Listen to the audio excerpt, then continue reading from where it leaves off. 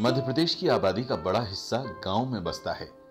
दूर दराज तक घने जंगलों के बीच रहने वाले ग्रामीणों के लिए जंगल और उनके खेत ही उनकी आजीविका का साधन है। बुनियादी जरूरतों के अभाव में अपने परिवार का भरण पोषण करना उनके लिए एक बड़ी चुनौती होती है। सीमित आय की वजह से बड़ी मुश्किल से 2 वक्त की रोटी जुटा पाते हैं।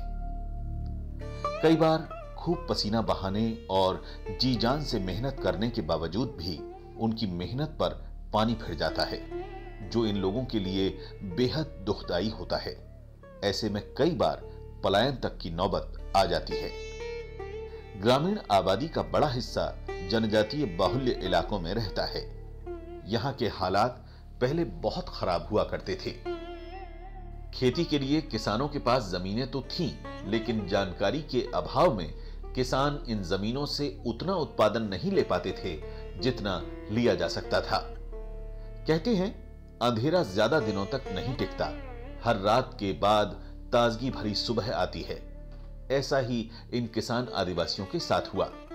मध्य प्रदेश ग्रामीण आजीविका मिशन ने उनका साथ दिया, उनका हाथ थामा और देखते ही देखते हालात बदलने लगे। वे जमीनें जिन पर दिन रात मेहनत करके भी किसान केवल नाम मात्र का उत्पादन कर पाते थे, अब सोना उगल रही हैं। सब्जी इकट्ठा करते हैं, लगाते हैं और इसको ले करके इकट्ठा करके बस में भेज देते हैं जीविका फ्रेश में ही शहडोल। वहाँ से सही दाम पे सही बिक्री हो जाता है और पैसा भी सही समय पे वहाँ से भेज देते हैं, मिल जाता है। लहलहाते खेत और ग्रामीणों के खुशी से दमकते चेहरे उनके तरक्की की ओर बढ़ने की कहानी कह रहे हैं। अब किसान अपने खेतों पर काम करते हैं। उन्हें उन्नत खाद और बीज के साथ समय समय पर आवश्यक जानकारी दी जाती है। गाढ़ा कोटा गए थे और ये पंचवटी और शहडोल में प्रशिक्षण हुआ सर। प्रशिक्षण में सर हम सबसे ज़्यादा जैविक खाद के बारे में सीखे। जैविक खाद से हम कितना उत्पादन होता है, उससे कैसा कैसा विधि है, सिंग सिल्का खाद और सिंग खाद और वर्मी कंपोस्ट और ये मटका खाद, टटिया खाद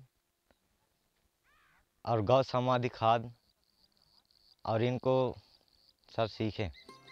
और इसका फायदा उन्हें बड़ी मात्रा में फसल उत्पादन के रूप में मिलता है।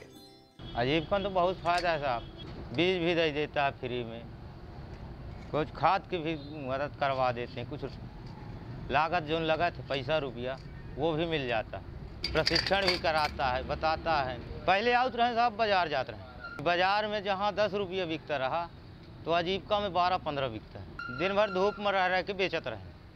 अब आजीविका खुल गए है, जब से आजीविका बेची थे टाइम से घर चल रही थी।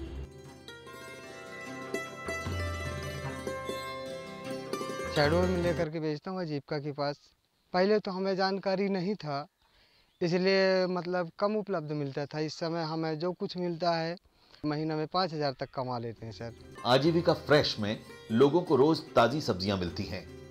किसान खेत में उपजाई सब्जियां लेकर यहां आते हैं और उचित दामों में यहां बेचकर चले जाते हैं। किसानों के खेत से उनकी उपज को आजीविका फ्रेश तक पहुंचाने की व्यवस्था भी की है, ताकि उन्हें परेशानी का सामना न करना पड़े। हमने एक भोले बाबा आजीविका फ्रेश समूह बनाया था, उससे हम सब्जी बेचने लग गए। पहले गांव में वैसे फेर के बिकते थे, इसके बाद में अब दुकान से बेचकर लग गए।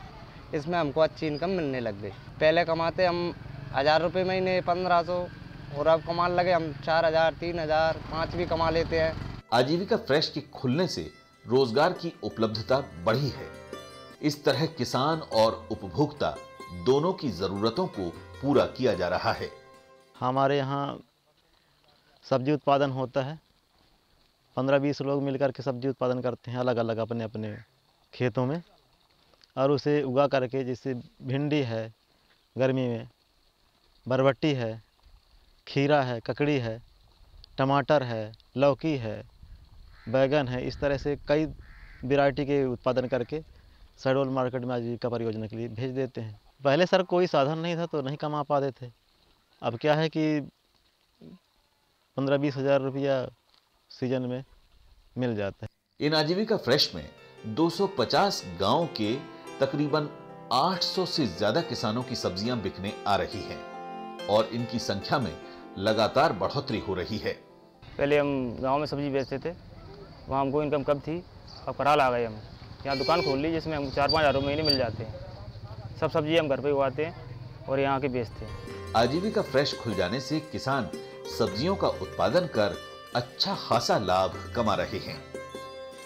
खेती को हर दृष्टि से, चाहे अनाज उत्पादन हो या फिर सब्जी उत्पादन, लाभ का धंधा बनाने के लिए की गई अथक मेहनत का ही परिणाम है कि आज शहरी परिवेश से दूर जंगलों में बसे दूर दराज के सैकड़ों गांव बदलाव की कहानी साफ बयां कर रहे हैं।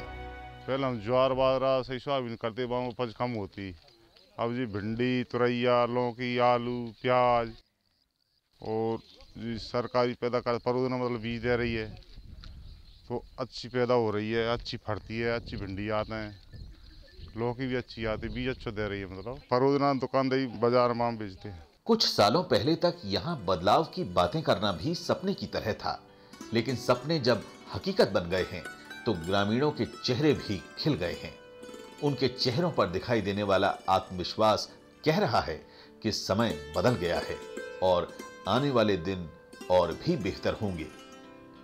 ये सब संभव हो सका है मध्य प्रदेश ग्रामीण आजीविका मिशन की वजह से।